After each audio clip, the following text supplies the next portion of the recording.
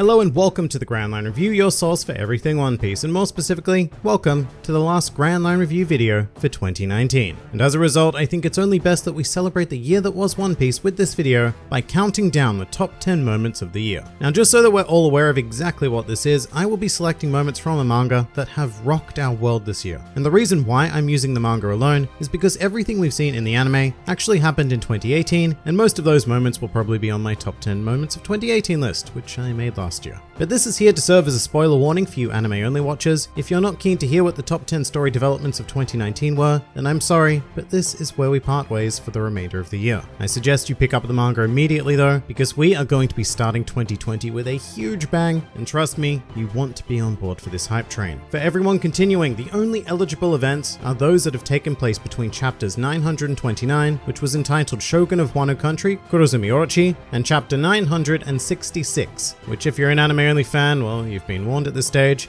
so I can say that it was entitled Roger versus Whitebeard. And just so that we're not ignoring the elephant in the room, yes, I am well aware that scans for chapter 967 have been released at this point, but as the official release is not until January, none of those events will be eligible for this list. And with that out of the way, let's begin. Welcome to the top 10 best One Piece moments of 2019.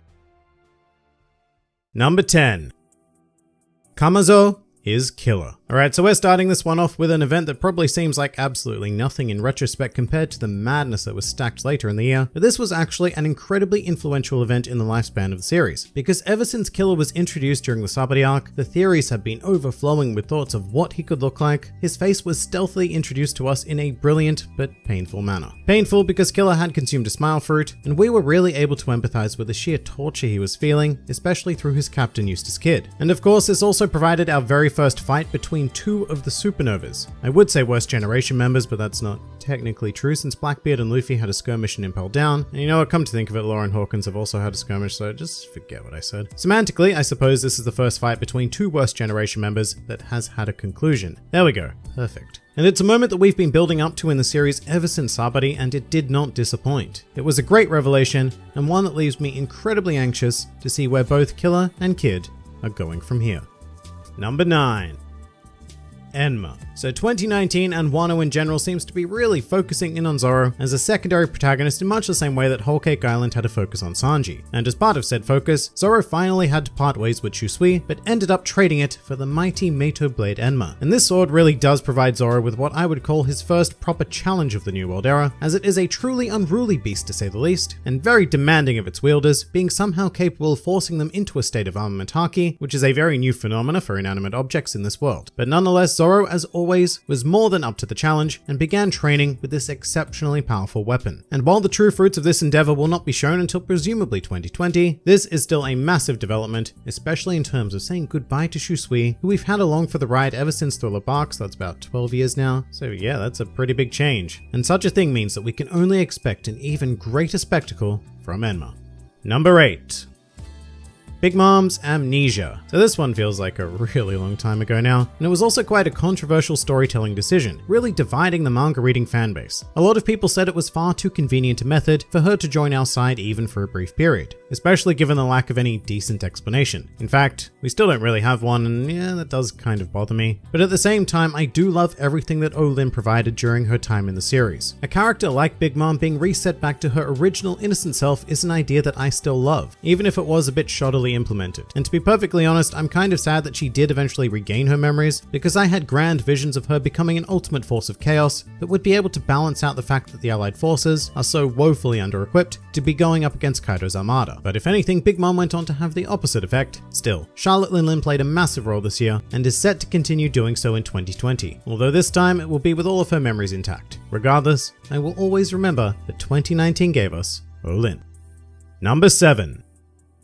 Kozuki Oden. This one is a more recent development, but a character that we've been waiting to see for an awfully long time now. Oden has been tantalizingly hinted as quite a profound character within this world, and his official introduction and flashback did not disappoint in the slightest. This man really is larger than life, and I think that 2019 has given us a great impression of Oden's rise to prominence and lust for adventure. Meanwhile, we do know for a fact that 2020 is going to bring with it great tragedy, as the fate of all flashback characters will soon be upon us. However, that will not take away the incredible legacy that Oden will have on the series. In fact, it will only solidify it. Oden is rather strangely at the moment connected to almost every major pirate in the world, having traveled with both Whitebeard and Roger, and therefore also knowing Shanks and Blackbeard as a result. Plus he does meet his eventual end through Kaido, so the only person really missing is Big Mom. Still though, there really hasn't been a character so deeply rooted in the series since Luffy himself. And I mean, Oden is the kind of character who could have an entire series written purely about him, and he has been nothing less than a pleasure to follow this year. Number 6.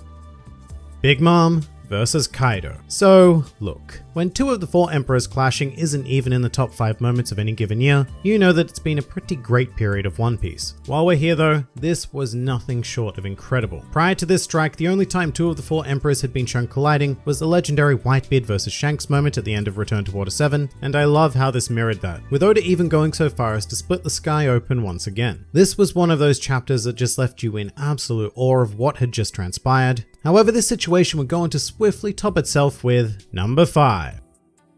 The Emperor Alliance. So if there's anything more impressive than 2 of the 4 emperors engaging in combat, it's 2 of them actually forming an alliance and instantly becoming the biggest threat that this world has ever known. This event is not something I could ever have comprehended happening before it actually did. Even now, it seems like such an overwhelming consolidation of power. I mean, the Straw Hat Alliance had such a low chance of victory when they were just dealing with Kaido and his forces, but now to think that they're up against 2 of the 4 emperors, the climax of this arc is going to be off the charts, although there really is still no ray of victory in sight. Although for the sake of this list, that's not so important. What matters is that the alliance between Kaido and Big Mom has set the world ablaze with fear, and we are now entering unprecedented territory in the series. Very, very exciting times ahead. But this year still managed to give us a hell of a lot more than that. Number 4. The abolition of the 7 warlords. So speaking of world-shaking events, this also came as quite a shock. The Warlord system is one of the earliest factions of power we were introduced to, with Mihawk on the Baratie, and they've been a constant in One Piece ever since, with Luffy having either made allies or having defeated the large majority of them. But times are changing all over the world it seems, and when we emerge from Wano, nothing is going to look the same again. I mean, with the potential defeat of 2 of the emperors and the dissolution of the warlords, this series is really going to break into a vicious power vacuum that will consume pirates and marines alike, and possibly even culminate in the final battle of One Piece. That is how significant getting rid of the warlords is, not to mention where their allegiances will turn to now. Although we do know from Oda's Jump Fest a message that Boa Hancock might be in a bit of trouble. I guess all we can do is wait and see. Number 3. The God Valley Incident. There is such a ridiculous amount to love about this. First up, this section of story introduced us properly, or at least somewhat properly, to the Rocks pirates, revealing that they consisted of almost every individual who would go on to be a major world power, and commanded by a figure who can only be described as terrifying for being able to harness such a group, Rocks D. Xebec. But not only that, this also gave us one of the greatest panels I've seen all year, with Garp standing victoriously after the defeat of Xebec, looking bloodied and pushed to his absolute extremes. I love it. Plus, the idea that he had to form an alliance with Roger in order to secure victory on God Valley is endlessly fascinating and a great example of how Oda can just radically reshape our perspective of the series with a mere portion of a chapter. Such great storytelling, and I really hope that this event gets expanded on more in the future.